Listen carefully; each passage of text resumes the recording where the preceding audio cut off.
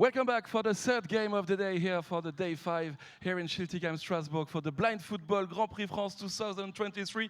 And what a game! It's the first semi-final between Japan and Brazil. Et oui, nous sommes de retour pour déjà le troisième match de cette cinquième journée du Blind Football Grand Prix France 2023. Et quel match, les amis! C'est la première demi-finale, c'est le remake de la finale de l'année dernière. Japan versus Brésil. Oui, le Japon affronte le Brésil dans une semi-finale, dans une demi-finale pour les amener, bah oui, en finale. La finale, ce sera à 20h30 samedi. On va faire un tour du côté des tribunes pour voir s'il y a du monde, s'il y a de l'ambiance. Allez, Schiltigheim, on peut faire du bruit. Make some noise, Schiltigheim, please, come on! C'est la première demi-finale de la journée. Il y en aura une deuxième tout à l'heure à 20h30 entre l'Angleterre et la France. Autant vous dire qu'on va se régaler aujourd'hui. En plus, il commence à faire un peu plus frais. Et ça, on va pas se mentir que ça nous fait plaisir. Avec, on vous le rappelle, donc le Japon sur votre gauche et le Brésil sur votre droite. Le Japon, 5e au dernier Jeux paralympiques de Tokyo. 2e l'année dernière au World Grand Prix France 2022. Du côté du Brésil, c'est tout simplement le pays le plus titré au CC Foot. 4 titres de champion du monde.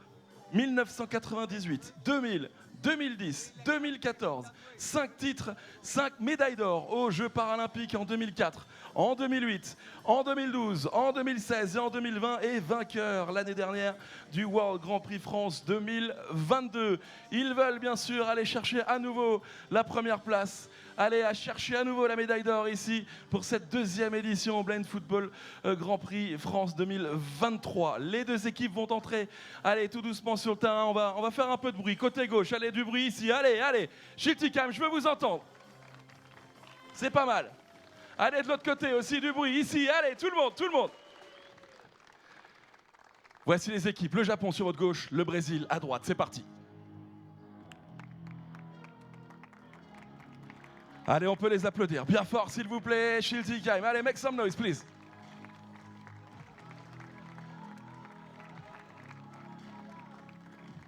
C'est la première demi-finale. La deuxième va suivre. La première est pas mal, je vous le répète. Hein, c'est le remake de la finale l'année dernière. Vous avez deux des plus grandes équipes mondiales sur le terrain ici à Schiltigheim. Vraiment, j'aimerais qu'on fasse encore un peu plus de bruit, s'il vous plaît. Allez, Schiltigheim, du bruit.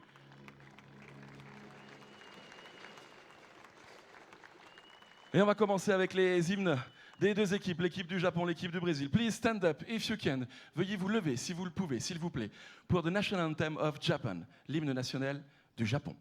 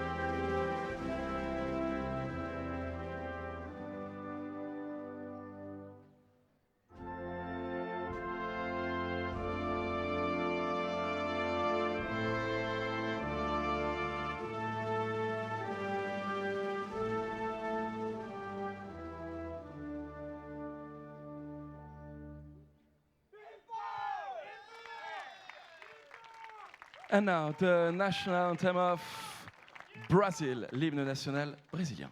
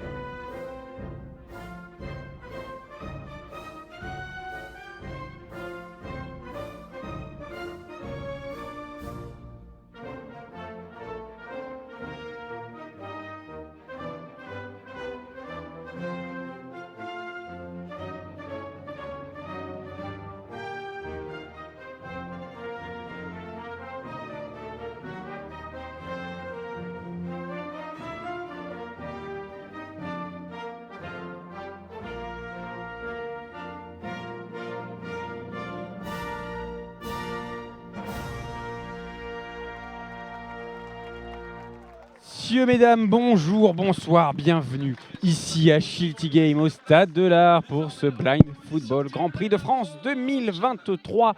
Nous en sommes là au moment important, la première demi-finale de cette compétition, un remake de la dernière finale. Le Japon affronte le Brésil. Je suis Julien Wachowski, je vais vous commenter cette rencontre en audio description, accompagné du fabuleux Tao Coumbrin. Bonsoir Tao. Salut Julien, salut tout le monde. Et ouais, demi-finale très importante pour rejoindre la finale de ce Grand Prix de France. Les Japonais et les Brésiliens sont au centre du terrain avec les Japonais tout en blanc. Et on va commencer par les compositions d'équipe, à commencer par ces samouraïs blue. Le gardien numéro 15, excellent dans cette compétition, Kenya Izumi, habillé tout en vert, sera accompagné des 4 joueurs de champ. Le capitaine numéro 3, Roberto Izumi Sasaki. Le numéro 6, Hirabayashi. Le capitaine numéro 10, Ryo Kawamura.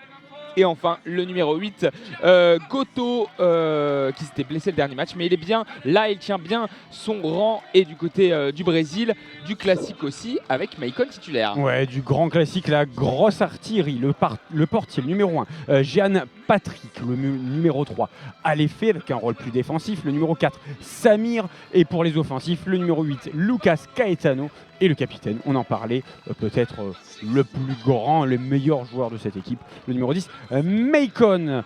Sur les bancs, ce sont les coachs Julio Macena pour le Brésil et Eiji Nakagawa pour le Japon, qui géreront l'intendance. Ouais. Et au niveau des couleurs, on a aussi les arbitres, François Carcouet le français, Stuart Winton, qui seront tout en noir. Et du côté des Japonais, on est tout en blanc avec quelques petits ornements bleus magnifiques sur le maillot du Japon. Short blanc, chaussettes blanches. Et du côté du Brésil, c'est les couleurs classiques de la Seleção. Jaune, maillot jaune, short bleu et chaussettes bleues.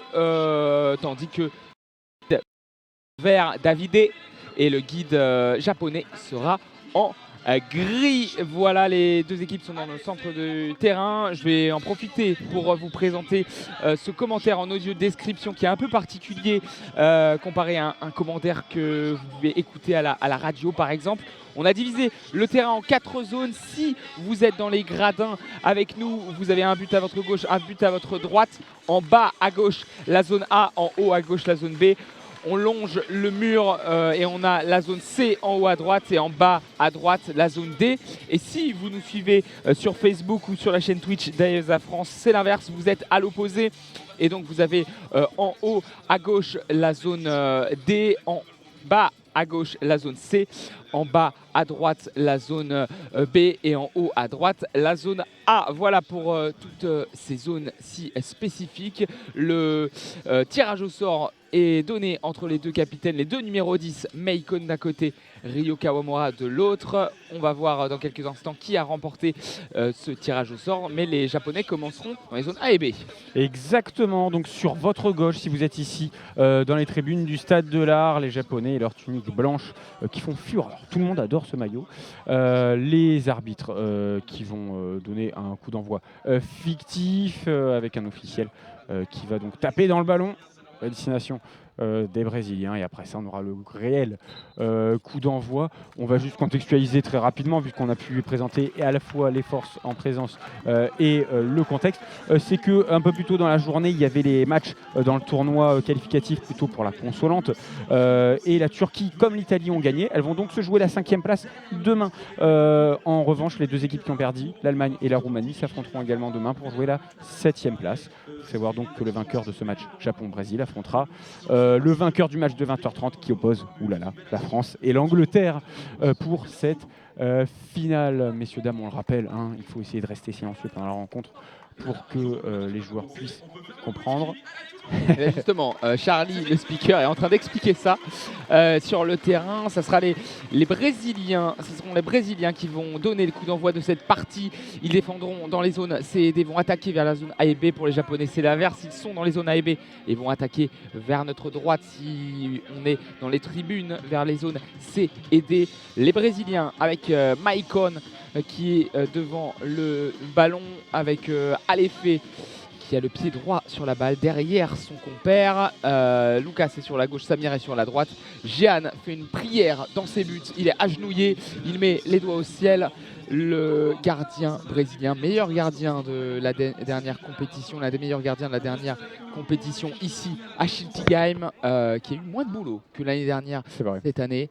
Et là, il est de nouveau pour ce match contre le Japon, le remake de la finale de l'année dernière. Et le coup d'envoi va bientôt être donné. On attend le coup de sifflet de monsieur les arbitres. Oui, très très fair play. Jeanne Patrick qui va faire une accolade avec le guide japonais qui est derrière lui, on le rappelle. Et c'est la même chose, côté japonais, le portier qui a le guide brésilien dans son dos.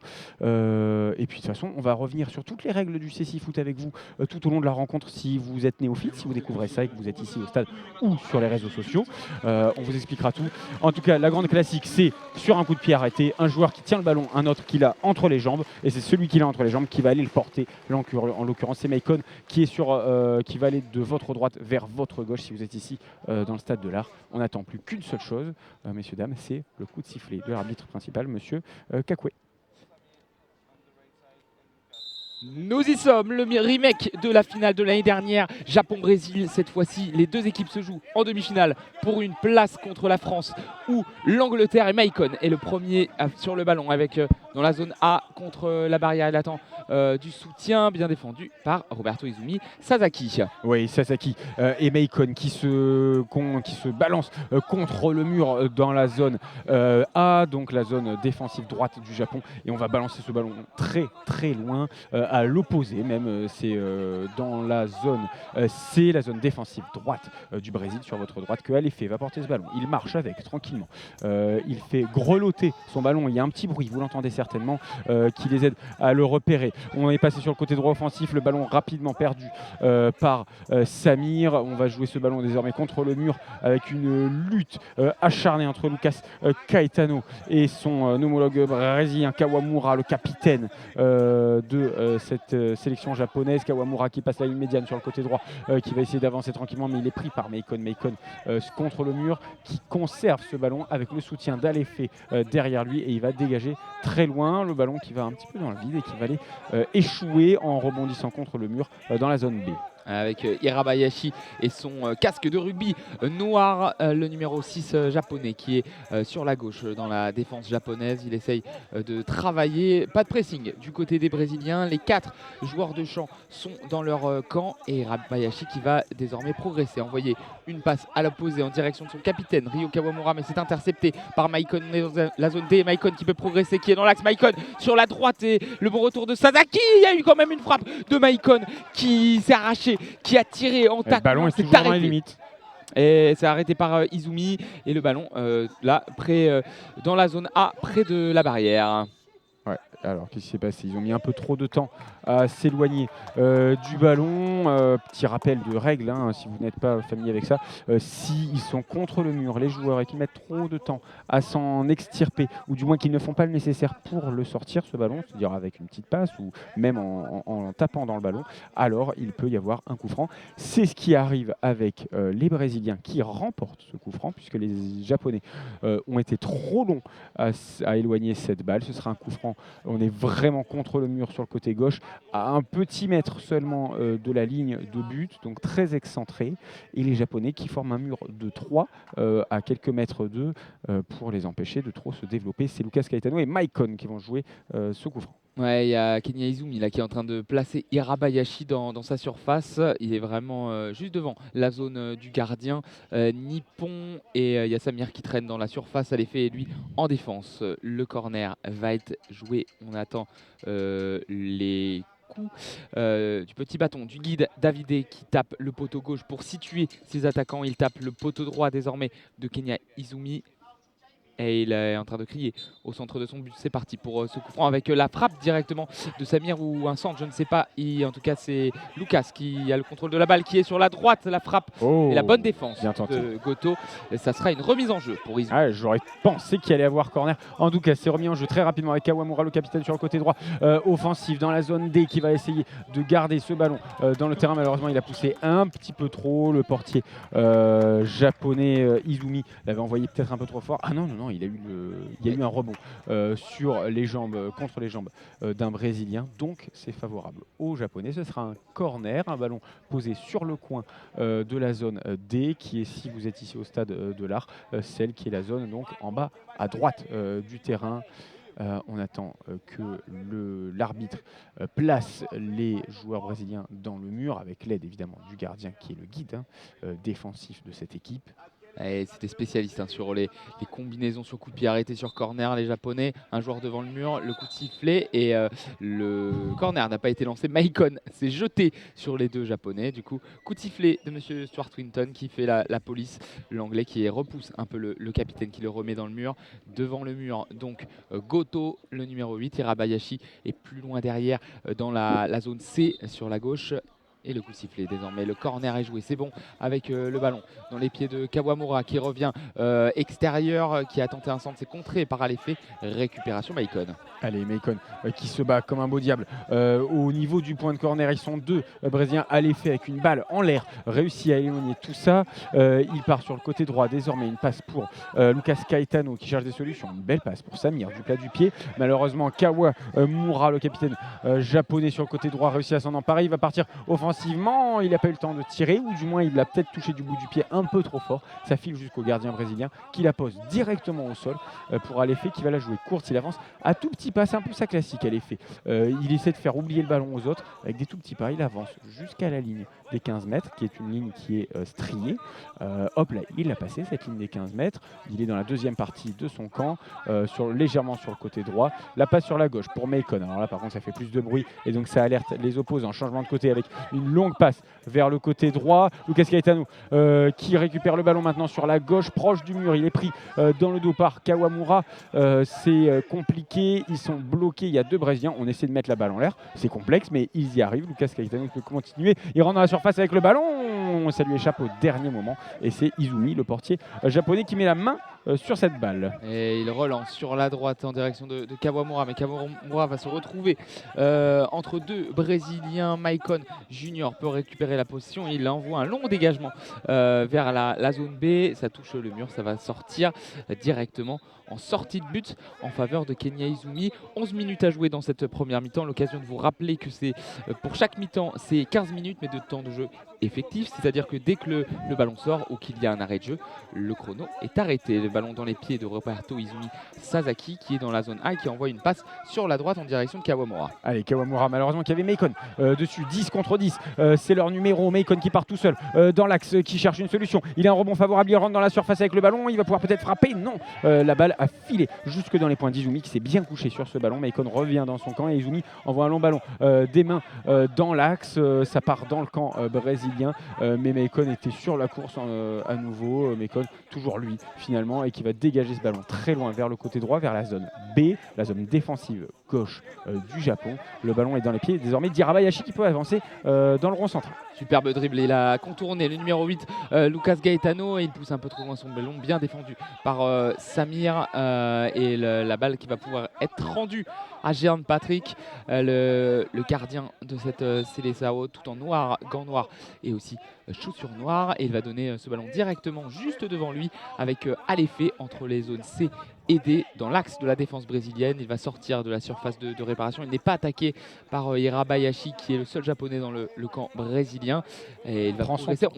On sent c'est peut-être l'un des matchs où on sent vraiment que les deux équipes refusent de se jeter, aucun risque. C'est une finale avant l'heure, on le disait, c'est la finale de l'an dernier.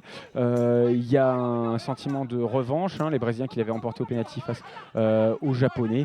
Donc là maintenant pas de risque, c'est à celui qui marquera en premier le but qui prendra vraiment l'avantage dans cette rencontre. En tout cas, c'est à l'effet qui a le pied sur le ballon, contre le mur, sur le côté droit, légèrement proche de la ligne médiane. On vient de la passer justement cette ligne médiane avec Samir qui vient de marcher sur le ballon. Du coup ça profite aux Brésiliens, aux Japonais qui peuvent partir de l'avant offensivement sur le côté gauche, donc dans la zone C, mais c'est directement perdu. Maicon, le grand Maicon, le plus grand joueur sur le terrain actuellement, qui part sur le côté gauche un petit peu seul, pris par Sasaki et le capitaine Kawamura. Kawamura plaqué contre le mur. Attention, ils n'ont pas le droit d'être 2 sur lui dans la lutte, mais Sasaki va peut-être la donner à son capitaine, c'est chose faite, et Kawamura dégage sur le côté gauche. C'est vrai qu'on voit rarement autant de ballons lancés à perte de vue, sans objectif pur, si ce n'est celui de s'en débarrasser. Allez, Meikon qui récupère le ballon sur le côté gauche, peut-être qu'il va se réaxer. Il a 2-3 japonais sur lui, et c'est intercepté, ça va partir en contre-attaque sur le côté droit pour Goto. Goto qui est désormais sur la droite, mais à l'effet, c'est bien interposé entre le joueur et le ballon. On est désormais contre la barrière, près du point de corner dans la zone D. Il a le japonais derrière lui, il essaye de batailler. Il y a Meikon qui est venu au soutien. Il a passé justement en retrait à son capitaine. Le dégagement de Meikon qui se retrouve au sol. Alors il a été beaucoup au sol lors du dernier match et il se tient la jambe, c'est bon, il va se relever. La longue passe à l'opposé pour Kawamura en faveur des japonais. On est dans la zone D, la passe de Kawamura vers la gauche pour retrouver Goto ou Hirabayashi. Ça a été touché par Samir. Attention, Samir, quand il peut se lancer, il va très vite. Il est désormais sur la droite, il est dans la zone B avec peut-être la première frappe et il a été touché légèrement par Sasaki. Il a loupé son tir et c'était une énorme opportunité pour les Brésiliens, mais pas de frappe sur cette action. La pression du dernier mouvement, c'est qu'il fait vraiment des toutes petites touches, du gauche, du droit, du gauche, du droit. Il avance tranquillement jusque dans la surface et finalement c'est la dernière touche de balle qui a été même un petit peu longue, plus que d'être poussée. La pression du dernier geste, il n'a pas eu la balle était trop loin et quand il a frappé, il l'a loupé. On en parlait, petit arrêt de jeu rapide de la part des arbitres. C'est bien Meikon, le capitaine brésilien, qui est au sol au niveau du point de double pénalité, qui est à 8 mètres des cages. Qui se relève, qui a des vrais soucis physiques depuis le début de la compétition. Il a loupé les 2 premiers matchs. C'est ça, et avec un problème musculaire. Apparemment, c'est ce qu'il mettait sur ses réseaux. Il a joué le dernier match. Là, il joue ce match-là, mais il a été mis 4 fois au sol. Il est tombé 4 fois au sol. Alors, il a enchaîné déjà vu. Le dernier World Grand Prix, il a beaucoup donné Meikon sur ces derniers mois. Peut-être que physiquement, c'est un peu juste, mais en tout cas, là, il a le ballon dans la zone C. Il va pouvoir essayer de remonter le terrain. Les 4 Japonais sont dans leur camp.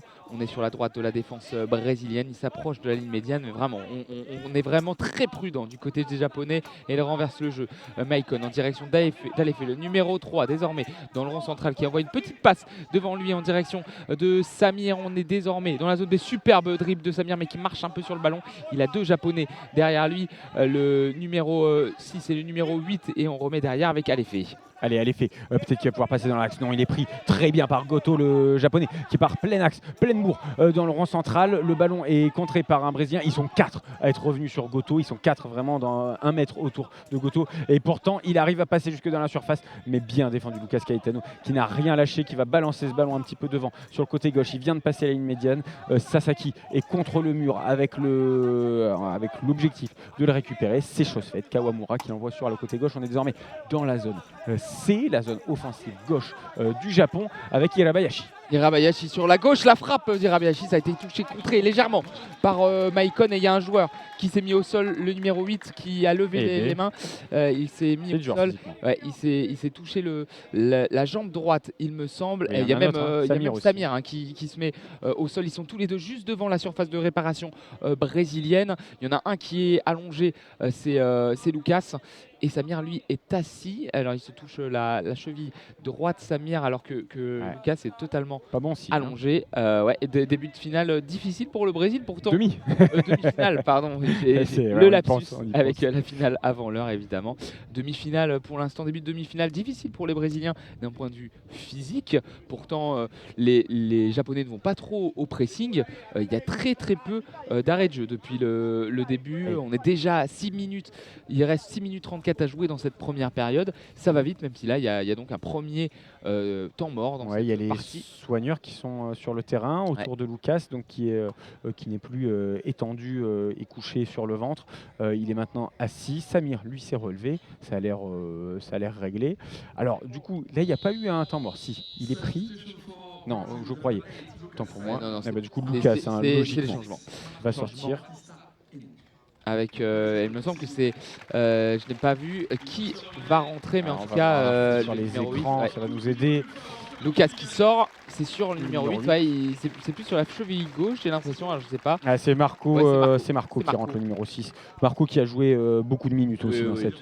qui a marqué aussi, c'est vraiment du poste pour poste, on veut dire. Deux fois, Lucas, Marco, les deux sont interchangeables. Et là, le numéro 8 sort pour la rentrée du numéro 6. On va dire que vraiment dans cette équipe du Brésil, Samir, Alefé ont des profils très particuliers, Maicon aussi. Ouais, Sinon, ouais. tout le reste, Kawan.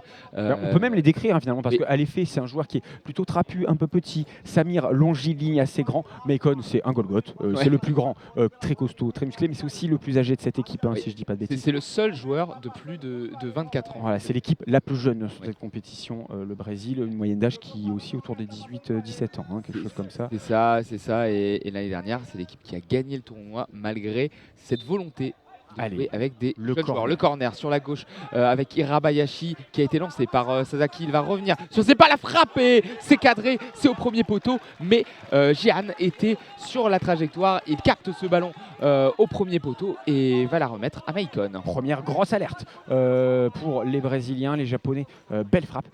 Et c'est Maicon qui va porter le ballon à tout petit pas. Il la pousse, puis il la ratisse vers lui pour être certain qu'il reste en sa possession, ce ballon. Il est toujours dans son camp, tout seul, pas du tout attaqué. Maicon qui va un peu sur sa gauche, un peu sur sa droite, qui essaie d'écouter. Très mauvaise passe, là pour le coup, qui va aller taper le mur vers la droite. C'est intercepté par Goto qui part totalement seul, pris dans le dos par Samir. Ah oui, c'est une faute énorme, plus que logique. Il a foncé sur Goto. Samir, là les Brésiliens étaient complètement dans les choux. Goto parti seul. Et après, il va rester 5 minutes et 52 secondes. C'est la toute première faute d'équipe réalisée, donc des Brésiliens. Et c'est le petit moment justement où on dit qu'en fait, chaque équipe a le droit de faire 4 fautes chacune.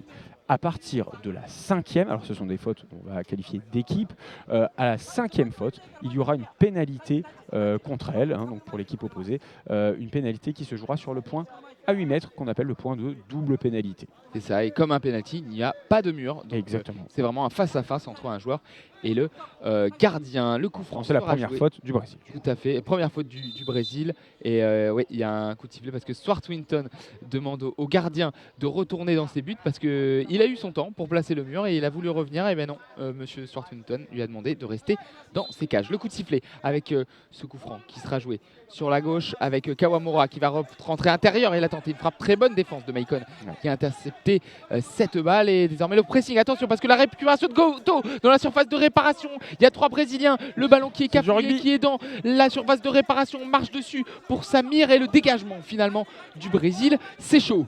Ah ouais, très chaud. Allez, Samir, une bonne touche de balle avec son pied gauche pour pouvoir avancer. Il a passé la ligne médiane, il est sur le côté gauche dans la zone A. Samir qui envoie un ballon dans les espaces pour Marco, le numéro 6.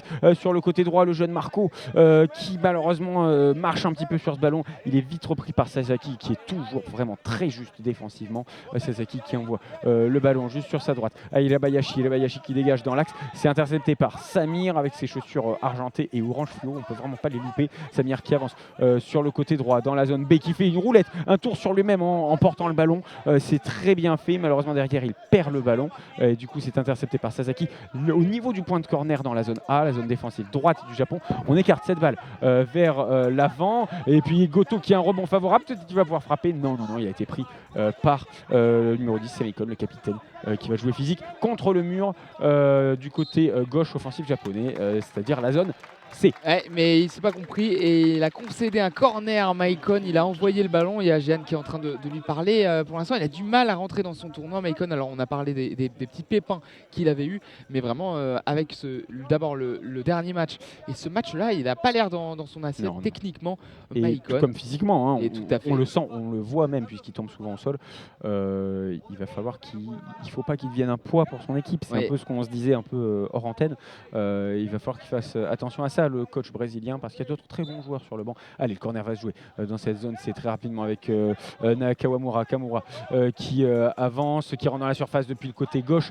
Ça ne donne rien. Il est bien pris par Maicon qui va partir en contre-attaque. Lui, pour le coup, il est assez rapide. Il passe la ligne médiane à grandes enjambées. Il a Sasaki sur le dos, mais il a toujours l'avantage. Il va pouvoir frapper. Il tape dans Sasaki et on va revenir à une première faute, c'est-à-dire un tirage de maillot intempestif. Et ça, l'arbitre, il n'aime pas. C'est la première faute d'équipe côté japonais. Et le coup franc, il va être quasiment sur la ligne des 15 mètres des Brésiliens. Et Maicon tombe à nouveau au sol.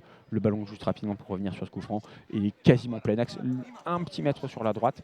Et Maicon à nouveau au sol, les mains au sol, les fesses également. Et on va signaler un temps mort justement du côté du Brésil. Il s'est relevé directement, Maicon. Alors vraiment, on ne sait pas si là, le numéro 10 brésilien, c'est étonnant, l'année dernière, il était vraiment physiquement impressionnant. Et là, c'est la deuxième fois qu'il se met au sol dans cette partie. Le temps mort pour le Brésil. L'occasion de revenir un peu sur le parcours des deux équipes, à commencer par la Seleção qui a commencé par un match nul contre les Bleus pour l'ouverture, le match de gala 0-0. Ensuite, une victoire éclatante contre la Roumanie, 5-0 avec des buts de doublé de Samir, Kawan, Lucas et Marco. Et le troisième match, c'était un autre match nul, un partout, surpris un peu par l'équipe italienne. Ce qui a profité aux Français du coup qui ont pris la première place de cette poule. C'est donc là le premier de la poule A, le Japon, qui affronte le deuxième de la poule B, le Brésil.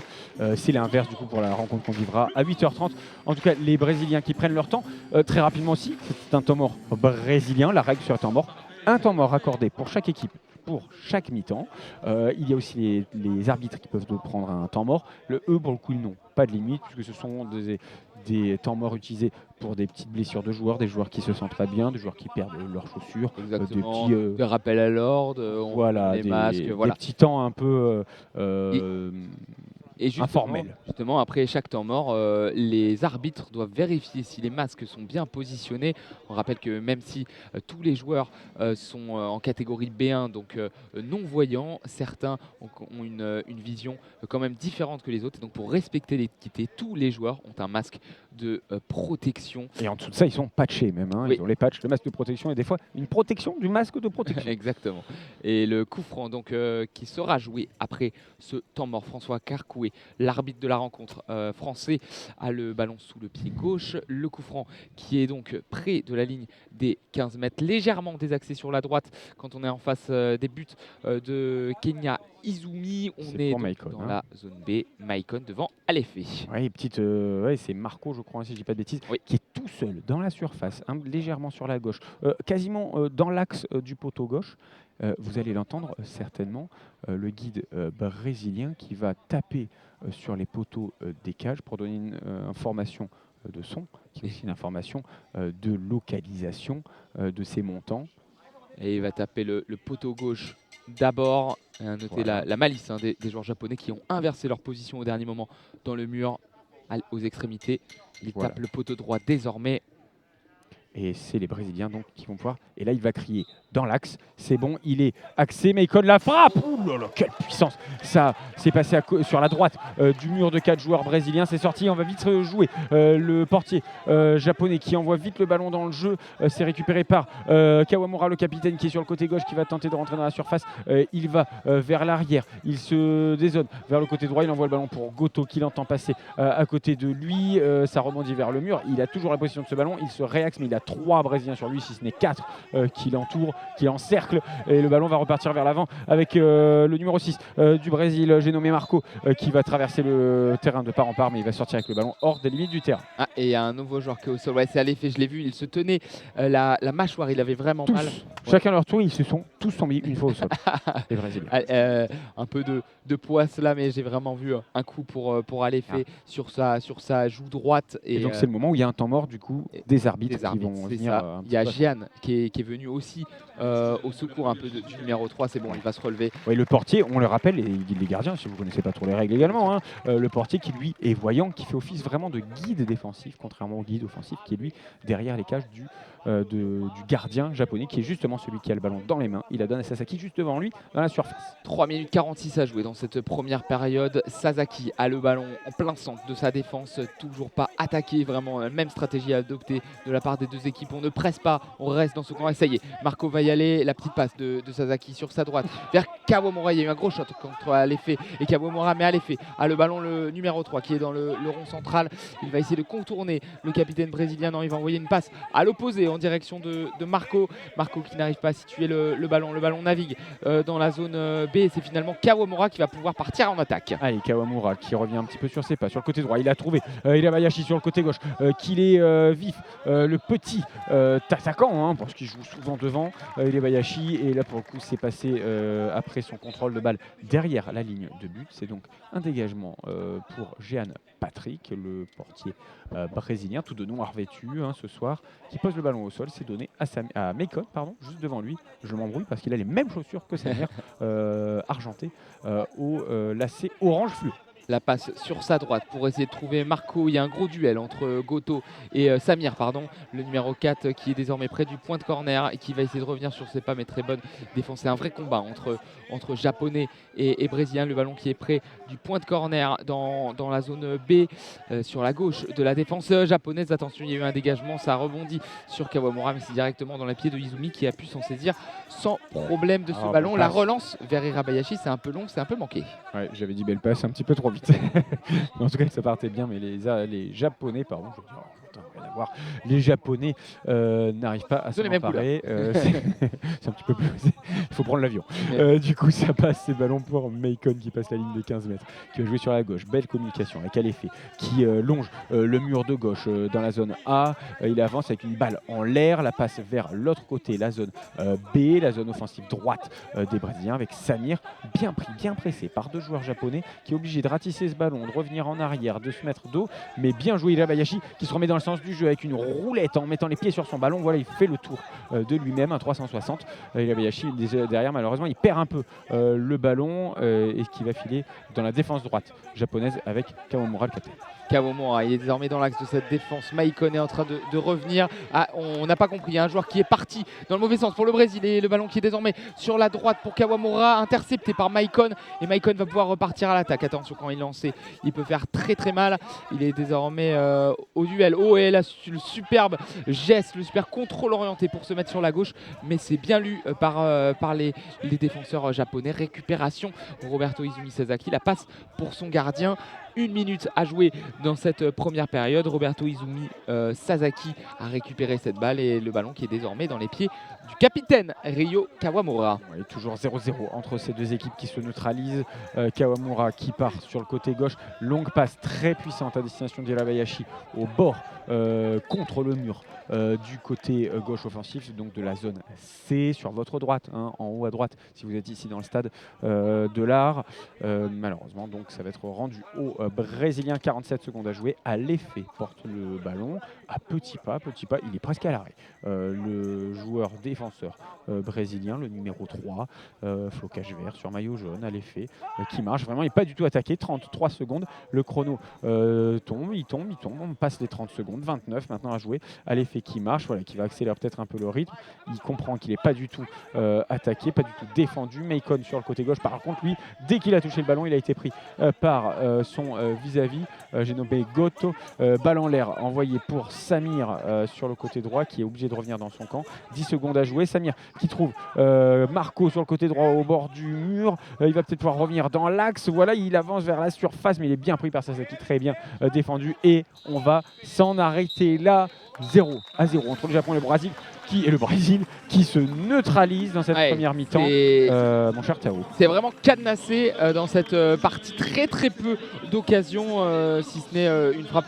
Ce sont deux petites occasions, hein. Une frappe d'Irabayashi d'un côté, une frappe de Meikon puissante mais non cadrée de l'autre. Voilà, on n'a pas beaucoup de choses à se mettre sous la dent, mais peut-être que plus le temps va avancer, plus les espaces vont se libérer. On se donne rendez-vous dans une dizaine de minutes pour la seconde période de cette demi-finale entre le Japon et le Brésil. À tout à l'heure. On invite les jeunes, mais les moins jeunes sont conviés également, hein, si vous le souhaitez. N'hésitez pas, avec les mascottes, on va tirer les pénaltys. Allez hop, même les moins jeunes, hein. Je ne veux pas dire les vieux, mais vous êtes conviés également si vous avez envie d'essayer et de vous rendre compte de la difficulté de ne pas voir et de devoir tirer dans un but. On va faire comme avec les pros, comme avec les équipes nationales. On va taper sur les poteaux pour que vous puissiez entendre le poteau gauche, le poteau droit.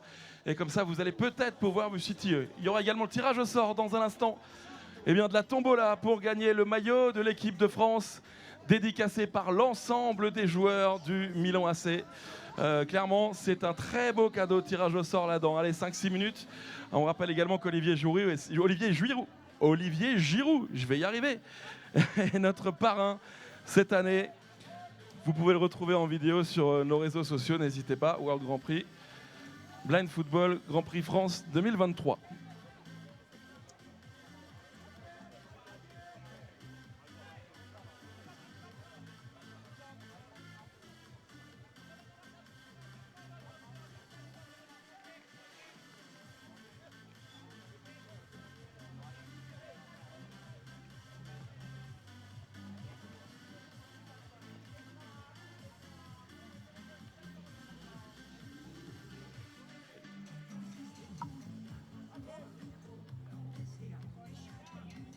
Pardon?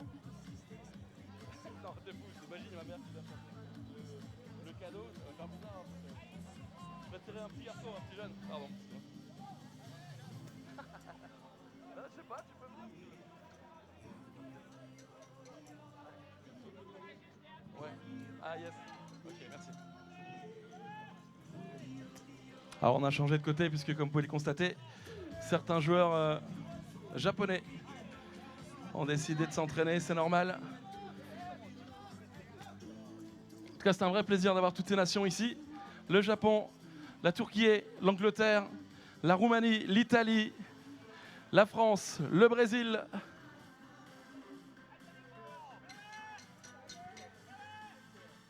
Allez, on continue. Il y en a certains qui savent faire, ils sont là tous les jours. Allez. Ah, il a une bonne petite frappe, hein. Clairement, elle est belle. Elle est cadrée, ça va au fond. On vous rappelle que tout à l'heure, 20h30, restez avec nous les amis. C'est le choc, l'affiche de cette journée. La France face à l'Angleterre pour aller chercher une place en finale. La finale, ce sera dimanche à 20h30. Samedi à 20h30. Samedi, pardon. Samedi soir à 20h30, la finale. Si vous venez dimanche, il n'y aura plus rien, hein, je vous le dis. Venez samedi, 20h30. L'entrée est gratuite, bien sûr.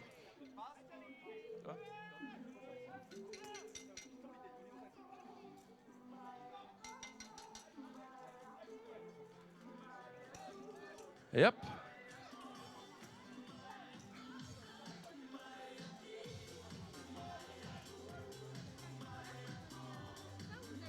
On n'a pas encore tiré. Je vais tirer d'ici quelques minutes. Ah non, tu as acheté ça. Je peux voir si c'est toi qui as tiré le sort ou pas. C'est pour le maillot équipe de France. Ah non, ouais, c'était pour savoir s'ils avaient gagné. En fait, on n'a pas encore fait le tirage au sort.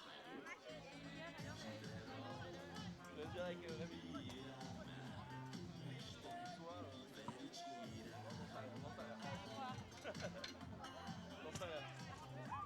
Et ben, même avec un mur devant, il arrive à marquer. Magnifique.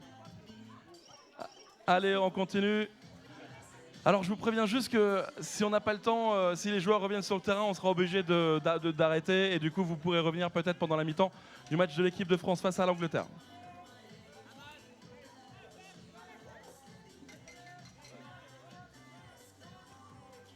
Oh, dommage. Ça partait dans la lucarne presque. On rappelle qu'il y a des animations comme ça tout au long de la journée, hein, derrière la tribune. Vous pouvez vous essayer au CC Foot et à plein d'autres handisports. Voilà, n'hésitez pas.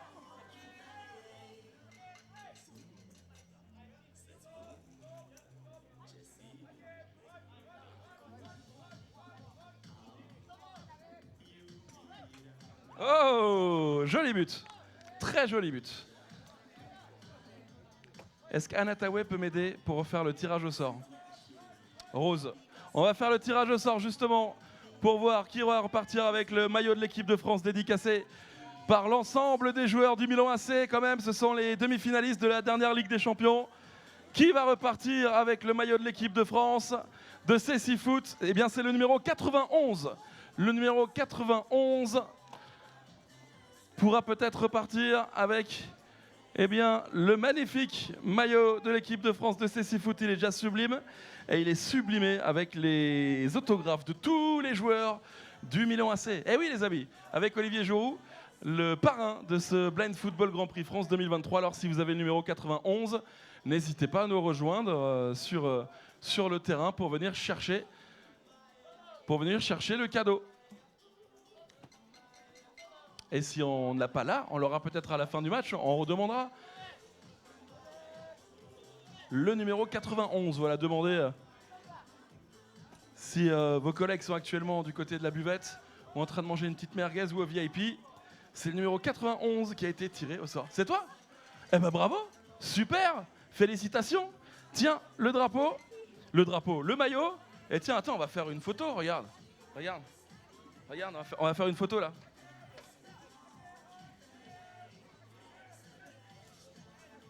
Comment tu t'appelles? Florent. Mais t'as déjà gagné toi, non? Oui, hier. Mais tu gagnes tous les maillots toi? Oui.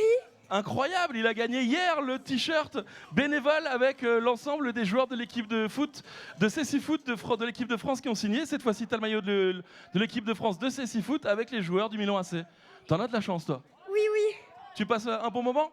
Oui, oui. Oui, oui. Oui. Eh ben super, parfait, merci beaucoup. Attends, reviens. On va faire une photo, encore. Quelle star celui-là.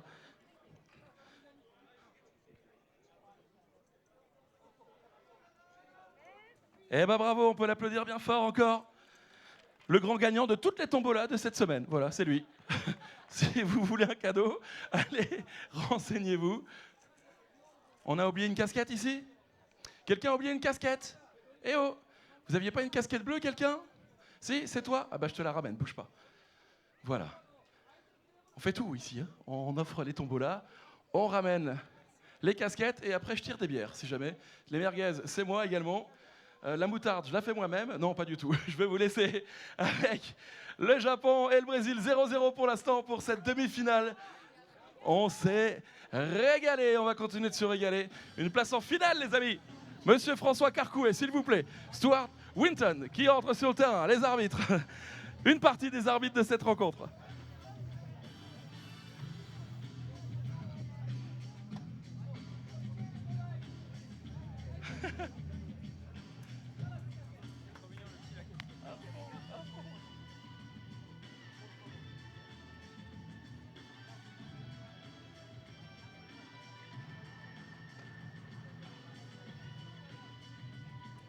Allez, encore quelques secondes avant le début de cette seconde période.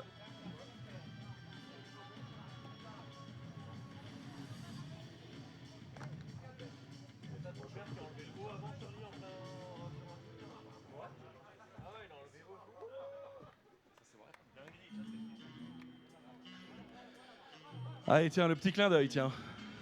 Il se reconnaîtra.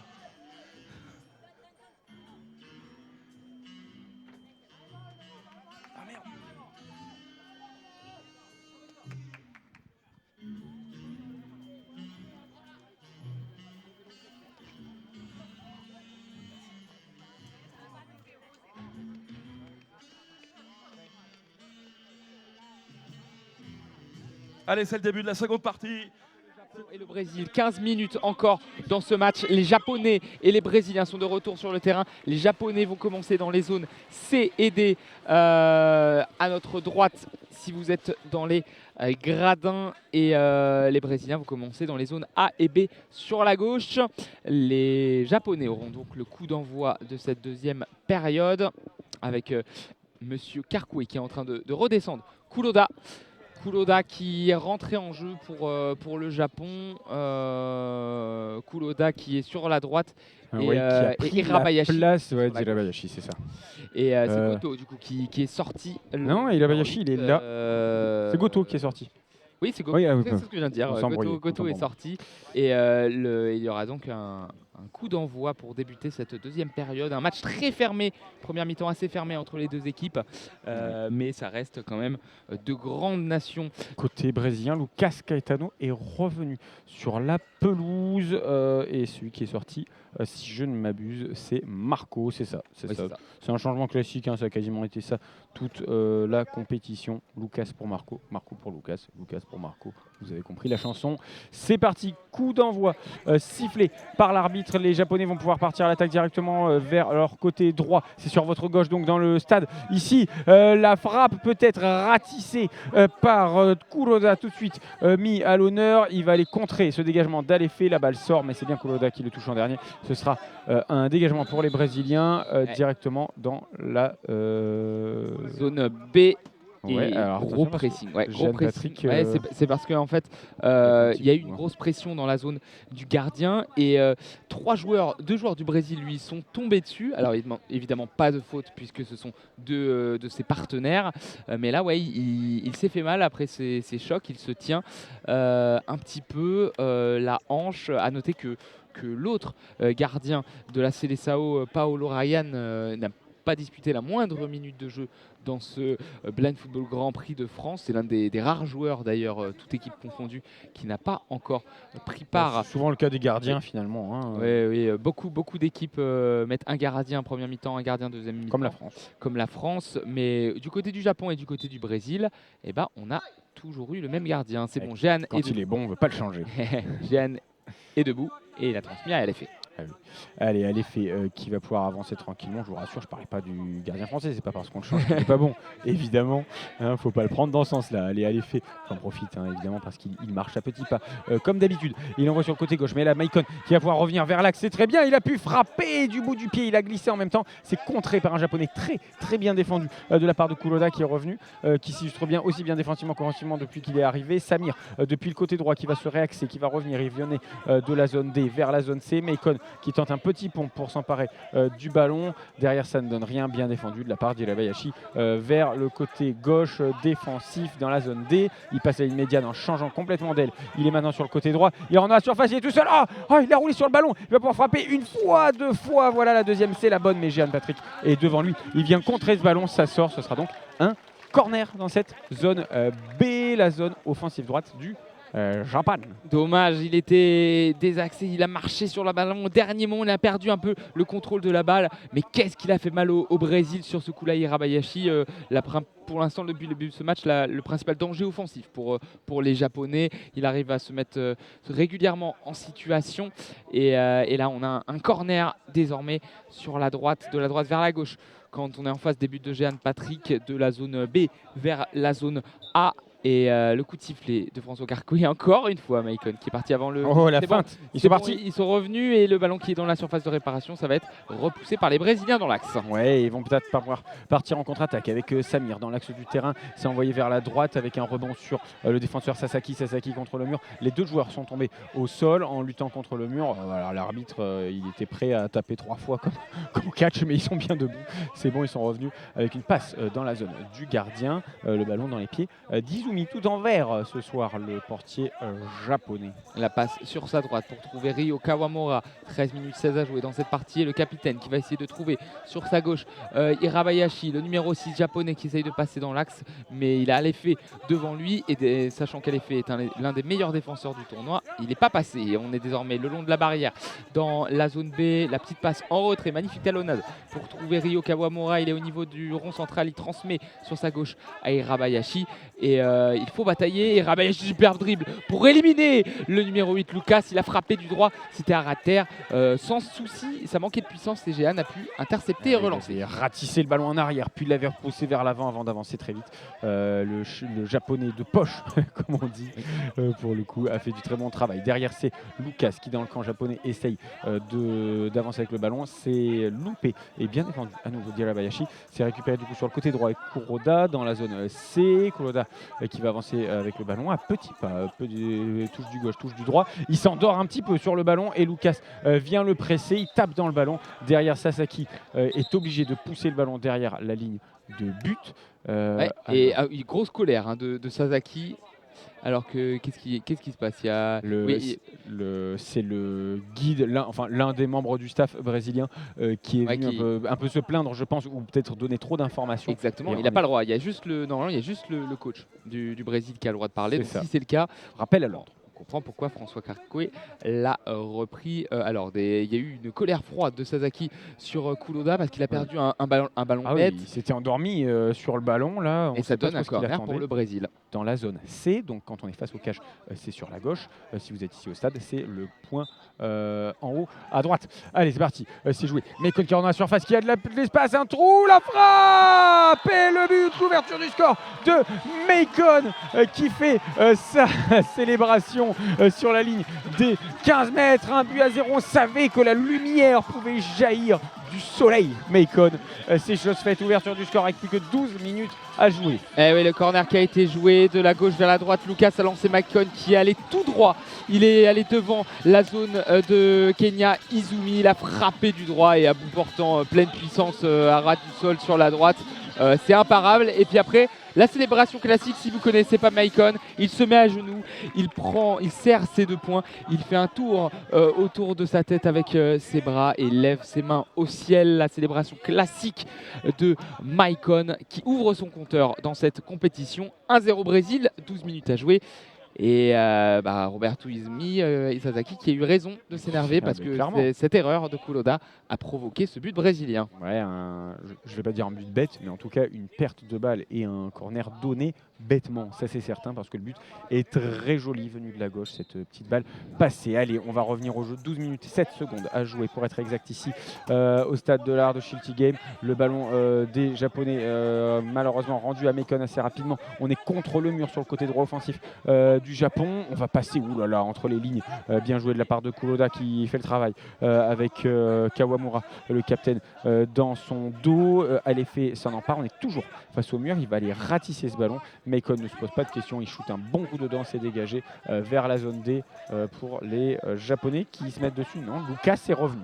Lucas à la lutte avec Irabayashi, les 2 joueurs qui se battent et le ballon est désormais dans les pieds de Macon, le numéro 10 qui va essayer de passer en puissance le ballon qui a été repoussé. Kuroda essaye de situer le bon pressing de Sasaki qui est monté loin dans le camp et c'est désormais Samir, le numéro 4 qui a le ballon. L'un des joueurs les plus techniques de ce tournoi qui a provoqué un corner. Ça a été touché par un japonais et ce sera un corner donc dans la zone C qui sera tiré de la gauche vers la droite. Très bel effort de Samir. Ouais, la gauche vers la droite évidemment quand on est dans le sens du jeu et dans le sens du jeu brésilien. On est donc dans cette zone C au point de corner. Celui qui a le pied sur le ballon, c'est Samir. Il attend l'arrivée de Lucas Caetano pour jouer avec lui. Et Lucas Gaetano qui attend donc, qui arrive donc derrière Samir, alors que la sélection italienne est arrivée ici dans ce stade de l'art pour suivre cette rencontre dans les tribunes. 11 minutes 13 à jouer. François Garcoué qui attend avant de donner le coup de sifflet. C'est fait, le corner joué de la gauche vers la droite avec le numéro 8, Lucas qui retransmet à Samir, numéro 4 dans la surface de réparation. C'est trop long, ça sera une sortie de but et Kenya Izumi qui va essayer d'envoyer un ballon sur la gauche pour essayer de trouver Irabayashi. C'est vraiment le joueur qui est le plus recherché, c'est lui qui fait mal au Brésilien. Il va essayer de contourner la frappe du droit, il était excentré sur la gauche dans la zone A, il a tiré du droit, ça passe à droite des buts de Jehan, un pointu qui était puissant mais qui passe 1 mètre à droite des buts de Jehan Patrick. Ouais, quel travail, malheureusement ça part trop loin. Irabayashi qui est clairement le joueur le plus en vue côté japonais dans ce match. 10 minutes 42 secondes à jouer dans cette deuxième mi-temps. À l'effet qui porte le ballon. À nouveau, c'est bien redondant. Par petits pas, il parle beaucoup avec ses coéquipiers. Le ballon qui rebondit contre le mur de gauche. Macon qui part un peu comme une locomotive tout droit. Sasaki qui marche sur le ballon en voulant partir dans le camp brésilien. Macon qui le pousse. Sasaki qui passe entre 3 Brésiliens qui va pouvoir s'approcher de la surface, la frappe du bout du pied, c'est aussi, mais le ballon reste en jeu, il est poussé dans le dos par Macon et Lucas qui n'arrive pas à se parler, le ballon reste dans la zone B, c'est difficile à jouer, mais Sasaki le long du mur qui va parler, attention, ils sont tous les deux ensemble avec Kuroda, c'est part sur le côté droit, mais là il est allé s'empaler sur 2 Brésiliens. Ouais, il a sonné la révolte Sasaki, vraiment on n'a pas l'habitude de le voir se projeter comme ça, il a frappé du droit, il était sur la gauche et c'est magnifiquement arrêté par Jehan Patrick, très bon réflexe. Et Irabayashi désormais peut partir sur la gauche, il est dans la zone A sur la gauche de l'attaque japonaise, il va passer dans la zone B, il est sur la droite, la frappe, il a surtout voulu presser à l'effet, le ballon qui a rebondi sur la jambe du japonais, c'est directement dans les mains de Jehan Patrick qui va transmettre ce ballon sur sa gauche à Macon et oui c'est bon, le capitaine brésilien peut se saisir du ballon. Allez, Macon qui avance pas à pas. Ils passent la ligne médiane. Évidemment, ils peuvent prendre leur temps, les Brésiliens, puisqu'ils ne sont pas attaqués. La passe sur le côté gauche avec le rebond qui arrive quasiment dans les pieds. Wow, c'était quand même très très bien joué en cédant du rebond. La passe à destination de Lucas. Malheureusement, ça passe dehors. Les Japonais vont pouvoir repartir à l'attaque en envoyant un long ballon de la part du gardien sur le côté gauche au niveau de la ligne des 15 mètres. Kawamura, le capitaine, pris dans le dos par Samir. Que pas de faute, dit l'arbitre. En même temps, là, on a un duo d'arbitres qui ont tendance à laisser jouer. Il n'y a pas eu beaucoup de fautes depuis le début de la rencontre. Et on est toujours sur le côté gauche offensif avec Liabayashi qui va faire un petit tour sur lui-même pour conserver ce ballon. Samir qui essaie de le crocheter, qui passe à côté. Liabayashi qui passe entre deux Brésiliens. Il est seul dans la surface. La frappe, c'est contré par Maicon. Il y a encore une autre opportunité peut-être. Ah, il allait frapper en taclant, mais il a du bout du pied. Ça part quasiment au point de corner. Ça sort. Quel changement pour les Brésiliens. Quel match d'Irabayashi qui est vraiment le numéro 6. On connaissait sa caution technique, mais là, il donne vraiment le tournis aux Brésiliens, souvent entre 4 joueurs. Et là, il a réussi encore à trouver une frappe et un but serait mérité pour lui dans ce tournoi. La rentrée de Marco, la sortie de Lucas. Marco qui va donc se placer aux avant-postes avec Jean Patrick qui a désormais le ballon dans les mains entre la zone A et la zone B. Il va transmettre à son capitaine Maicon qui est juste devant lui. Il est dans la surface de réparation. Toujours pas de pressing côté japonais. Ouais, le portier qui parle énormément. Maicon qui cherche des options. Il se parle beaucoup. Il est à l'arrêt sur la ligne des 15 mètres. Voilà. Il va toper un petit peu dans la balle, c'est-à-dire qu'il va la faire pour bondir avant qu'elle arrive sur le côté gauche pour aller fait. Malheureusement, le pauvre Kuroda qui était venu pour intercepter, il a perdu le ballon en route. Il en avait perdu en tout cas la trajectoire. Et du coup, Alefé va pouvoir partir tout seul sur le côté droit. Il est pris finalement par 1, 2, 3 japonais. Le plus prompt à l'intervention, c'est Sasaki. Sasaki qui ne le lâche pas, mais Alefé, bien aidé par Samir le long du mur côté droit, va pouvoir avancer. Samir qui est au sol, qui est pris par 2 japonais, toujours au sol. Là, c'est un enchevêtrement de joueurs. Ça va être une faute au profit des Brésiliens. Ouais, et c'est un coup franc qui peut être très intéressant parce que Maicon est un excellent tireur. Non, ça sera pour. Si, ça sera pour. Oui, c'est que ça sera une balle à terre. Une balle à terre entre 2 joueurs, excusez-nous. Une balle à terre entre le Brésil et le Japon. Alors, je ne sais pas exactement pourquoi. Je pense que c'est parce qu'ils n'arrivaient plus à jouer. Ils avaient fait le Mikado. Ouais. Tous les uns sur les autres. Allez, c'est bon, le ballon remis en jeu. Alors là, par contre, c'était la bagarre d'office avec Kawamura, le capitaine japonais qui envoie sur le côté droit le numéro 10 à destination de Kuroda qui est allé s'empaler sur Samir. C'est une faute. Il a vocation défensive. Alors ça dépend de qui s'est annoncé ou non.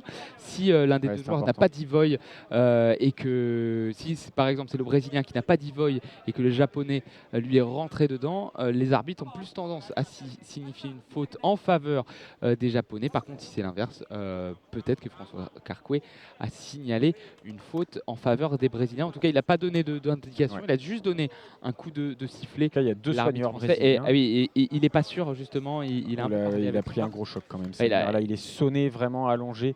Les 2 soigneurs brésiliens sont là. 7 minutes 47 secondes qui restent à l'horloge de cette rencontre. 1-0 pour le Brésil, on le répète, après un but de Maicon à la 18e minute. Très vite donc dans cette seconde période, il a marqué. Et là, ouais, on va enlever le masque, on va enlever les patchs sur les yeux de Samir pour vérifier que rien de grave n'est arrivé. Ça nous fait penser un petit peu bizarrement à la rencontre d'hier avec Sasaki, le défenseur japonais, qui a eu un choc du même genre, qui avait été ouvert, qui avait fini sa rencontre un peu prématurément, et qui d'ailleurs joue avec un bandeau autour de la tête qui maintient un peu un bandeau qui maintient un gros pansement qu'on a vu au niveau de l'arcade droite. Voilà, il a eu un gros choc. Et j'ai l'impression que c'est un petit peu le même genre avec Samir. On est en train de faire des tests là. Il y a aussi entre Ramsès et Matthäus Winker, les 2 membres du staff préposés aux soins. Il y a aussi, il va y avoir un changement qui se prépare forcément. À noter que hier aussi, il y a eu la civière qui a été sortie là, elle est pour Goto, et elle va revenir sur. C'est pas des images qu'on aime voir. Alors, heureusement, Goto n'avait rien hier. Il y avait, a pu tenir sa place aujourd'hui plus tôt. Et là, la civière qui est de retour sur cette pelouse du Stade de l'Art. On n'aime pas trop ça. Mais là, le joueur brésilien, Samir, va sortir de la pelouse. Il est applaudi par le public. Alors, qui rentre du coup J'ai pas. Alors, ça peut être Lucas ou Kawan. Alors, il est rentré. On n'a pas vu son numéro. Je vous avoue que je n'ai pas écouté le speaker. J'étais plutôt focalisé. Ah, c'est bon, il peut se relever. Samir se relève. Bon, bonne nouvelle. Pas d'utilisation Il de va la quand même civière. sortir. Et c'est Lucas qui est rentré à sa place. Et Samir qui va donc sortir. On va donc jouer avec Maicon et Alefé plus derrière. Et là, ouais, on perd un sacré joueur hein, pour le Brésil. Je pense que le sélectionneur Julio César a envie que son joueur revienne dans cette partie. En tout cas, il suit le kiné et le médecin du club. Ça sera donc bien un coup franc pour le Japon. Samir ne s'était pas annoncé. Et donc, ça sera un coup franc juste derrière la ligne des 15 mètres, plein axe entre la zone A et la zone B, sur notre gauche, sur votre gauche si vous êtes dans les gradins, sur votre droite si vous regardez le match sur Facebook ou Twitch. Et il va y avoir une nouvelle combinaison nippone avec Ryo Kawamura et Roberto Izumi Sasaki qui sont près du ballon. Et juste devant le mur composé de 3 joueurs brésiliens, 2 japonais qui sont côte à côte. Ouais, pour venir un peu Kuroda et déranger Rabashi. les Brésiliens. Alors dans le vrai football, quand ils font ça, c'est surtout pour un peu occulter la vue du joueur. Là, pour le coup, on sait que c'est pas le cas. Mais je pense que c'est peut-être pour les perturber un peu au niveau du son. En tout cas, allez, c'est parti, on entend le coup de sifflet. Ils peuvent jouer. C'est parti, Kawamura qui prend son temps, qui va pouvoir frapper. Ah là là, bon retour, très bon retour de Marco qui s'est bien placé et du coup qui a un peu décalé la position de Kawamura qui a frappé dedans du coup, mais pas dans la position préférentielle de tir. Et du coup, il a tapé dedans sans puissance aucune et le ballon est rendu au Brésilien Maicon qui joue un petit peu tranquillement avec lui. C'est la samba. Et il est au coin. centre, Quelle pas passe. pressé. Il envoie une passe, ça rebondit contre la barrière malheureusement pour le Brésil. Marco n'a pas pu contrôler cette minute 17 et la longue relance de Izumi qui joue vite en direction de son capitaine. Le superbe contrôle de Ryo Kawamura, mais la superbe défense d'Alefé qui est en train de bouger physiquement le numéro 10 japonais et le ballon est désormais poussé par Marco et dans la zone D, dans la zone C, pardon. Qui se bat un petit peu avec Kuroda pour récupérer le ballon. Kuroda, gros choc avec Alefé contre le mur côté droit. Alefé qui n'en fait pas trop parce qu'il sait que c'est dangereux, il va se relever. Kuroda qui se bat, qui essaie de remettre dans sa course son masque qui s'était un peu décalé. On est contre le mur côté gauche désormais dans la zone A. Kuroda qui est contre le mur battu en tout cas par Maicon. Du coup il a été supplé par Elabayashi et il va aller se battre désormais avec Lucas qui affronte le japonais et qui avance tranquillement sur le côté droit du mur. On est maintenant dans la zone D, très proche de vous sur la droite si vous êtes ici dans le stade. Et la petite passe en retrait bien jouée de Kawamura pour son gardien, le numéro 15, qui envoie une passe sur la gauche. Attention, la relance manquée qui a été touchée par le talon du numéro 8, Lucas, qui peut récupérer, essayer de dribbler. Il est sur la droite, désormais dans la zone C. Le choc entre Lucas et Sasaki. Les deux hommes sont au sol. Ça sera une simple remise en jeu en faveur d'Izumi et Sasaki est de retour sur le terrain. C'est bon. Le numéro 10, Kawamura dans le rang central qui essaye de transmettre à son numéro 6 le talentueux Irabayashi qui a le ballon. Oui, il a d'abord été poussé, il s'est relevé et au moment où il s'est relevé, il s'est pris vraiment une balayette tout simplement par le défenseur brésilien. Il a tapé le mur, j'ai l'impression, jeune Irabayashi. Et il y a même le Brésilien aussi qui s'est fait mal tellement le choc a été violent. Ah ouais, mais alors il y a eu le choc contre le mur et on a entendu le choc jambe contre jambe aussi qui a été assez puissant. Et c'est un combat, cette demi-finale, 5 minutes 54 à jouer dans cette dernière. 1-0 pour le Brésil, ça sera la deuxième faute collective contre le Brésil et ça sera un coup franc donc complètement désaxé dans la zone A sur la gauche de l'attaque japonaise. On est à 1-2 mètres de la surface de réparation, à 5 mètres du point de corner. On est collé à la barrière. Et pour ce coup franc, Roberto Izumi Sasaki est en face de son capitaine Ryo Kawamura. Kawamura qui est face au but défendu par Jean Patrick qui va placer son mur à 3. Allez, Jeanne Patrick, voilà, qui fait la gestuelle, qui place vraiment Meikon, qui lui montre même, il lui fait déplacer son bras pour lui dire Irabayashi est juste à côté de toi, sur ta gauche. Alors nous, quand on est face au cage de Jeanne Patrick, il dit donc légèrement sur la droite, Irabayashi, c'est inversé. Allez, les tireurs, Sasaki. Et ce sera un changement. Changement avant ce coup franc. La sortie du numéro 5, Tomonari Kuroda. Ah oui, d'accord, le speaker, Charlie s'est trompé, ça peut arriver, c'est la première fois. Il s'embrouille dans les numéros. Et non, pas de... Oui, si, un changement, la sortie de Lucas, numéro 8, et le retour de Samir, c'est bon, le numéro 4 est de retour sur le terrain, et il ira donc dans le mur sur la gauche du mur. Il est plus grand en déjà. face, ouais, il est sur la gauche, et donc ce coup franc va pouvoir être joué.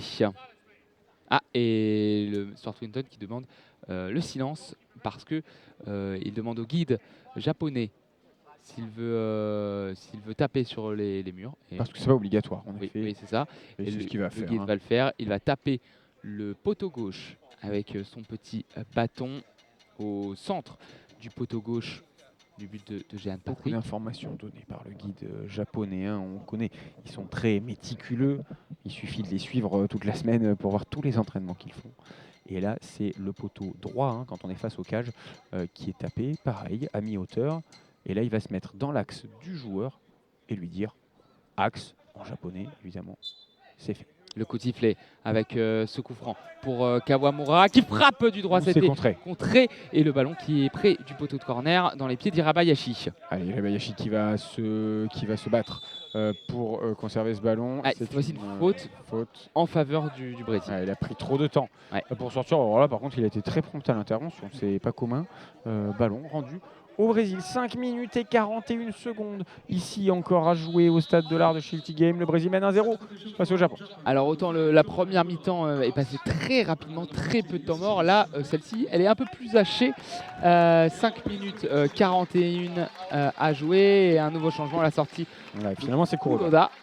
Et la rentrée de Sonobe qui n'a pas beaucoup joué dans ce tournoi. Le coaching fort de Deji Nakagawa et le numéro 14, l'offensif Yuzuki Sonobe qui est pas le louper en tout cas.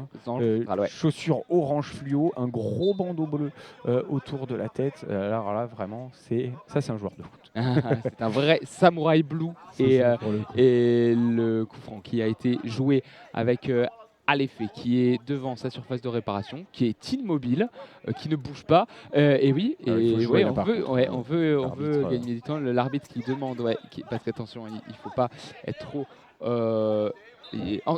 trop prompt à l'anti-jeu. La longue balle qui était dans la zone C qui a rebondi contre la barrière et ça a été touché. Ouais, tu vas pouvoir me confirmer ça, Tao. S'il ne bouge pas le joueur, c'est comme quand il est contre le mur, il peut être sanctionné. C'est ça, il y a un nombre de secondes. On a vu l'arbitre compter justement avec ses mains et au bout d'un moment, il y a une faute, une infraction et un coup franc donné au Japonais. Ça n'a pas été le cas, il a bougé au bon moment, mais ça lui a permis de gagner de précieuses secondes 4, 5, dans cette demi-finale.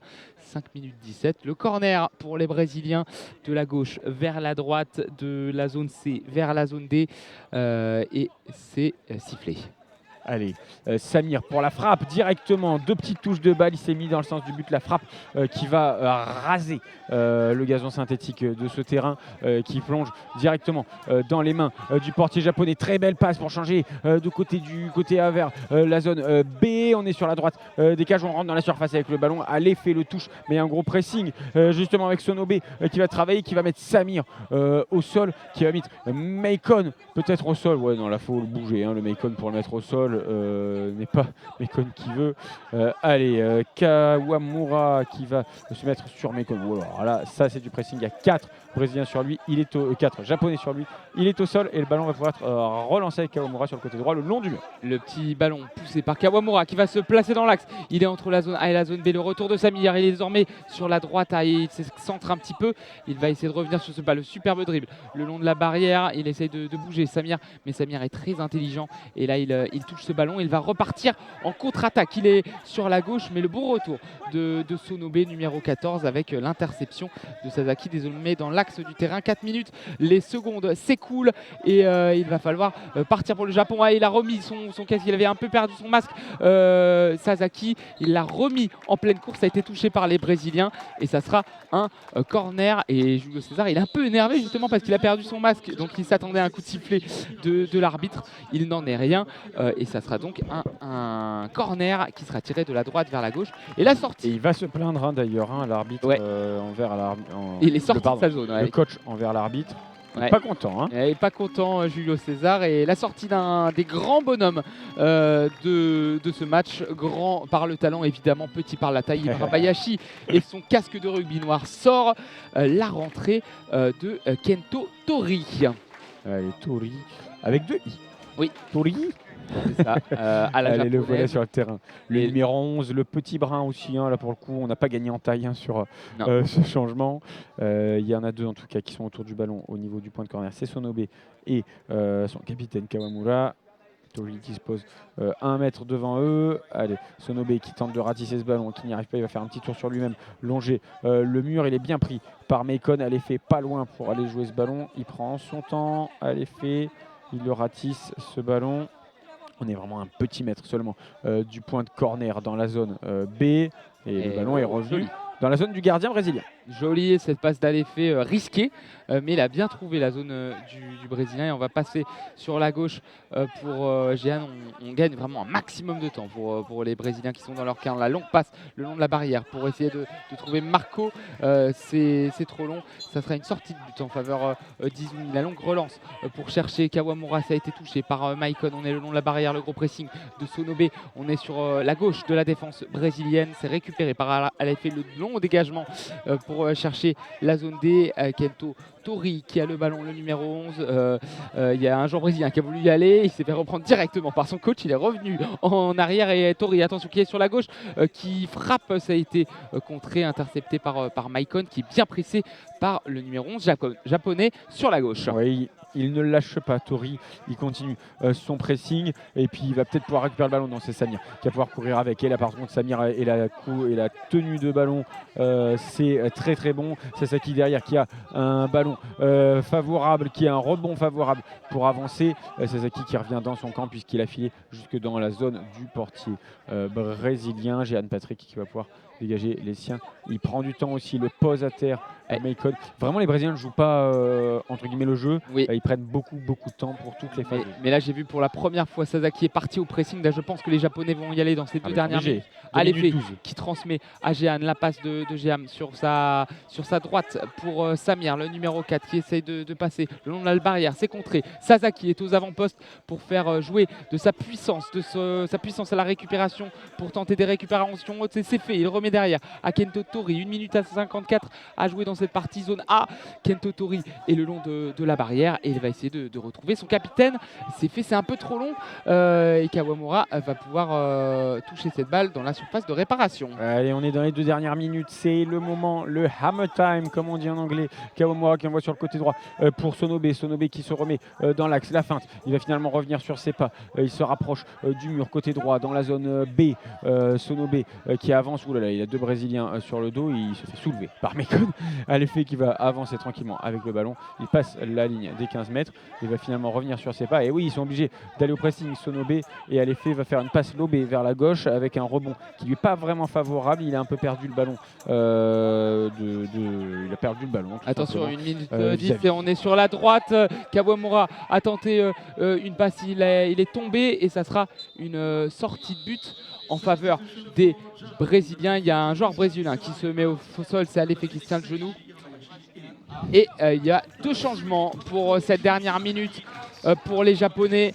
La sortie de Sonobe et la rentrée, le retour d'Irabayashi pour cette dernière minute. Essayez de mettre la pression et la sortie. Et là, on joue le tout pour le tout. Ah ouais, la là c'est sortie de l'offensif. de Sasaki et la sur le rentrée terrain, de Goto. Irabayashi, Goto, Kawamura, Tori qui sont vraiment des profils très offensifs. Hein. Ouais. Là, de toute façon, 58 secondes à jouer.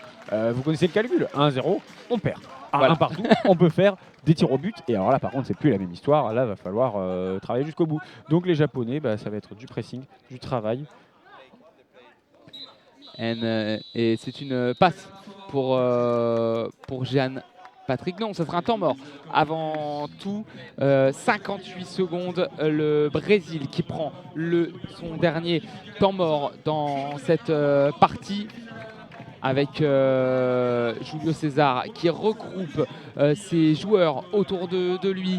On est sur la gauche, on rappelle, on l'a pas fait le parcours aussi du Japon, qui l'a emporté 1-0 contre l'Allemagne, qui a fait match nul 0-0 contre la Turquie, si je ne dis pas de bêtises, et une victoire ensuite 1-0 contre l'Angleterre. C'est ça, c'est parfait.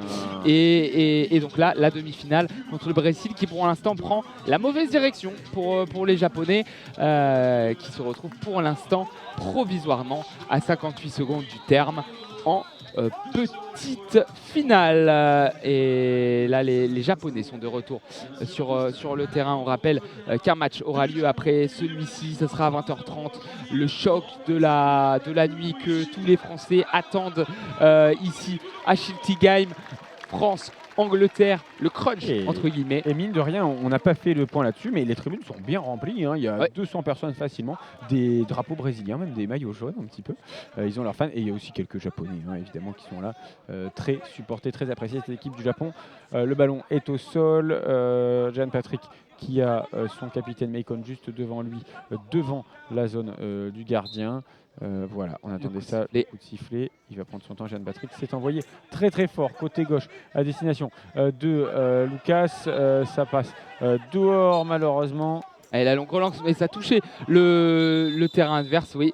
Ça a touché le terrain, le camp brésilien avant de toucher le camp japonais. Sur cette passe pas encore donné.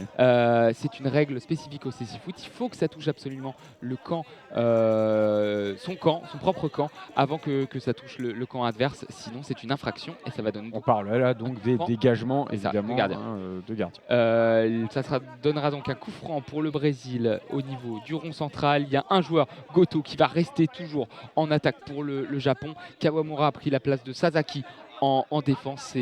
C'est un peu spécial pour lui, mais c'est l'un des meilleurs joueurs défensivement aussi parmi les attaquants du CC Foot. Et Hirabayashi est aussi dans le camp japonais. C'est du 2 contre 2 désormais, avec Alefe qui va essayer de contourner, de gagner de précieuses secondes. 40 secondes à jouer, il va se mettre contre la barrière. Le gros pressing d'Hirabayashi qui revient. Il y a le numéro 8 aussi qui est là au soutien, Goto. Et là, ils ont pas le droit. Prise en sandwich, pris en sandwich. Ça sera donc un coup franc pour le Brésil. 30 secondes à jouer, et la première faute d'équipe pour les Japonais. Bon, ça va pas les inquiéter. Il n'y aura pas trop de risques là-dessus. Match. Mais du coup, c'est très haché là, dans cette dernière minute. C'est une minute qui va durer très longtemps. Toujours 1-0 pour le Brésil. Allez, c'est parti. Alefe qui avance, qui va pouvoir passer à l'immédiat. Nous, là, il a marché sur le ballon. Ça a profité à Hirabayashi qui n'était pas loin. Il a été pris dans le dos par Alefe. Et là, c'est une faute remportée par le Japonais. C'est la 3e faute du Brésil. Attention. Ah oui, attention. Attention quand même à la punition, parce que 24 secondes, les Japonais, ils vont aller les titiller. Et on le rappelle, à la 5e faute, c'est à la 5e qu'il y a une pénalité offerte aux 8 mètres pour l'équipe opposée.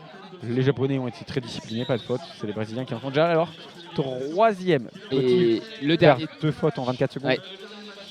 Ça risque d'être compliqué, mais on ne sait jamais. Le temps mort là pour les Japonais, temps mort donc pour le Japon. On est sur la droite dans la zone C, avec les 4 Japonais qui sont en train de s'hydrater. Izumi aussi qui vient aux nouvelles. On est tous autour de Nakagawa qui est en train de distiller ses conseils. Pareil pour Julio César. 24 secondes à jouer. Une place en finale se joue. Alors qu'il y a un caméraman qui fait une petite danse en face de nous. Voilà, celui qui filme vos images. Ça reste un très grand professionnel, rassurez-vous. Oh oui, on a des très très belles images cette année dans ce blind football Grand Prix. Allez, on remet le contexte en place. 30 secondes à jouer. Le Japon doit marquer. S'il ne marque pas, ils joueront la 3e place en fin de semaine. S'il l'emporte ou s'il le marque, en tout cas, ce sera, enfin, s'il marque déjà, ce sera des tirs au but. S'il l'emporte, c'est la finale.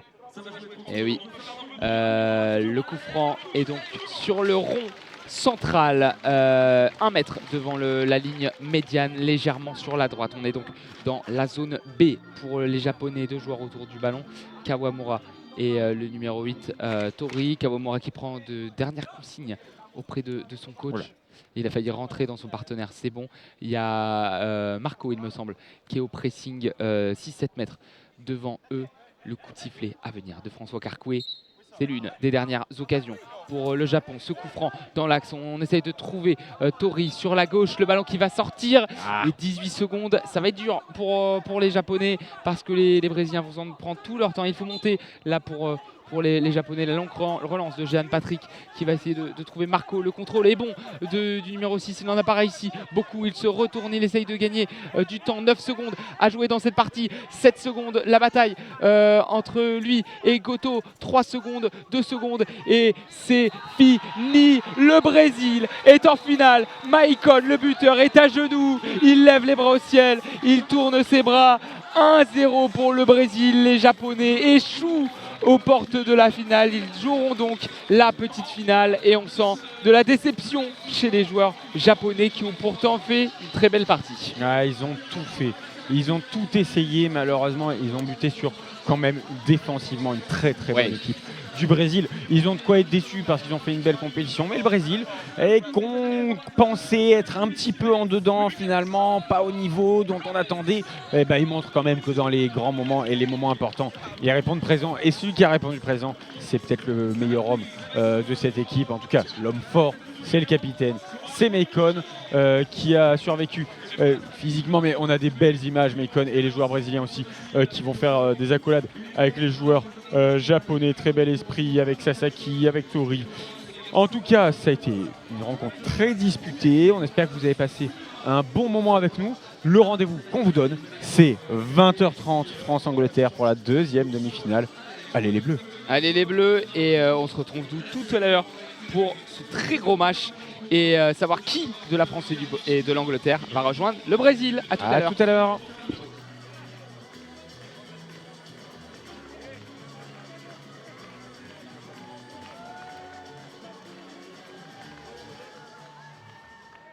Allez, l'équipe du Japon qui va venir vous voir, qui va venir à votre rencontre, tout comme l'équipe de la Seleção du Brésil, qui sera donc en finale samedi soir, 20h30, face peut-être à l'Angleterre, face peut-être à l'équipe de France. Nous saurons ça après la rencontre qui débutera à 20h30. Du côté des Japonais, ils seront là pour la petite finale. Ce sera à 16h30 samedi. Soyez là et il y aura pour sûr du spectacle, ça c'est certain.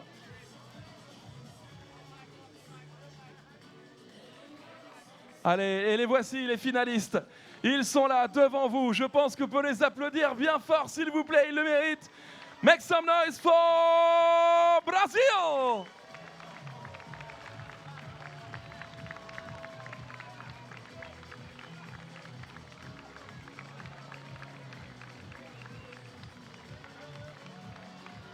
On peut les applaudir bien fort, encore plus fort, plus fort, plus fort. Et maintenant, ils seront là pour la petite finale. Please make some noise for Japan. Allez, du bruit pour les Japonais. Some noise for Japan, please. More noise, plus de bruit. Allez, tout le monde.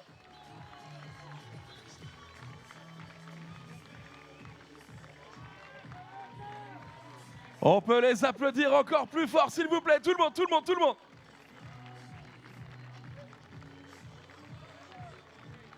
Prochaine rencontre, Angleterre-France, la 2e demi-finale. Ce sera dans un instant. Avant cela, on continue de fêter, hein, bien sûr. Côté brésilien pour cette finale qui aura donc lieu samedi soir. Et puis côté japonais, il y a forcément de la déception. Mais il y aura encore et toujours une 3e place à aller chercher. Eux qui avaient été 2e l'année dernière.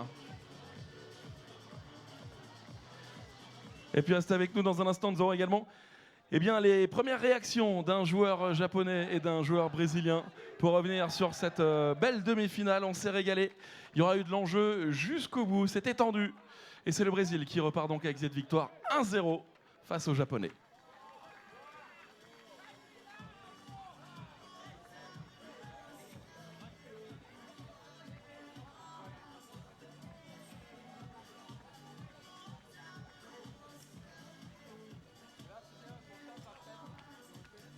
Allez, restez avec nous, que vous soyez ici au Stade de l'Art ou encore sur Facebook, sur YouTube. Stay with us.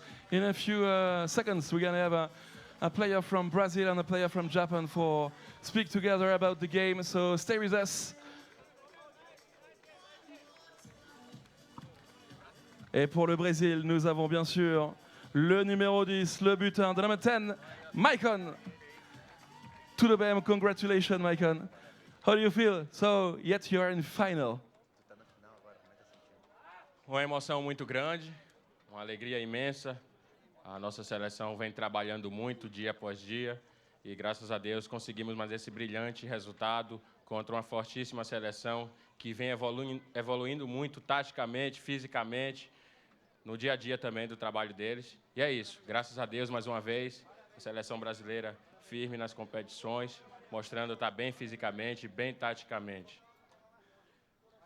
We are very happy. I'm very happy right now. We've been doing an amazing job, amazing work, and it was a match against a really good, strong, tactical, physically and mentally team. There is Japan, but Brazil is also strong, and we are tactical, and he just has to thanks. Alors je vais demander bien sûr, lui ça y est, vous êtes en finale, qu'est-ce que vous pensez de cette rencontre?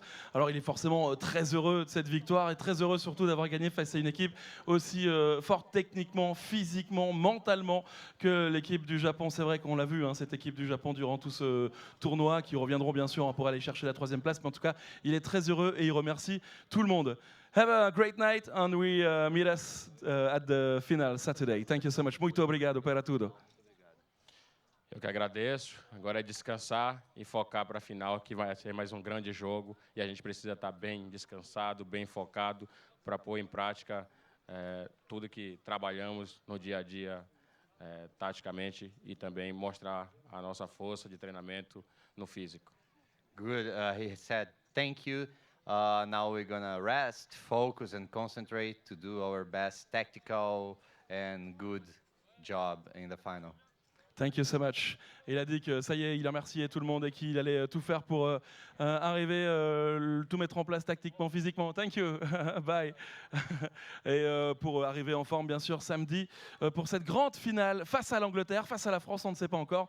La rencontre, ce sera, eh bien, à 20h30. Un autre numéro 10, on aime les numéros 10, vous le savez, dans le football et dans le CC Foot, également avec le numéro 10, Ryo Kawamura qui va arriver, le numéro 10 japonais, le capitaine.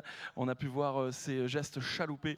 Il est incroyable comme tous les numéros 10 qu'on peut croiser durant toute cette semaine. Ryo, thank you for coming. I know it's pretty difficult to come after this kind of match. Okay, it's a defeat. You can now search the 3rd place. とても悔しいです。 Very disappointed. Very disappointed. And what do you feel about this game? What was the best and the not the best, the you know, the less thing you can do? はい。ベストを尽くすことができませんでした。 We didn't best. It's not our best. Ok, c'est pas son. On va peut-être la laisser parce que je lui ai demandé dans une question un peu improbable, hein, je tiens à le préciser en ce moment en anglais, mais je lui ai demandé qu'est-ce qui était le mieux, le moins bien, et malheureusement, voilà, il me dit tout simplement qu'ils n'ont pas fait de leur mieux pour aller chercher cette victoire. Sorry for that, and we see us on Saturday for the 3rd place, maybe for Japan. Thank you so much. Arigato. Merci. Merci beaucoup. Bonne soirée. Have a good night. On peut les applaudir bien fort. On sent beaucoup de déception du côté japonais. On peut les comprendre. L'année dernière, ils étaient allés jusqu'en finale face au Brésil. Justement, c'était le remake. Ça s'était arrêté au tir au but pour les Japonais. Ils étaient tout de même allés chercher cette deuxième place. Le Brésil qui, eux, pourront encore chercher à nouveau la première place de ce Blind Football Grand Prix France 2023. On se retrouve d'ici quelques petites minutes pour l'autre demi-finale. Angleterre-France, ça va être chaud, ça va être beau, ça va être parfait. Allez les Bleus, on vous laisse avec les meilleures images, les buts de cette rencontre. À tout à l'heure. Bisous.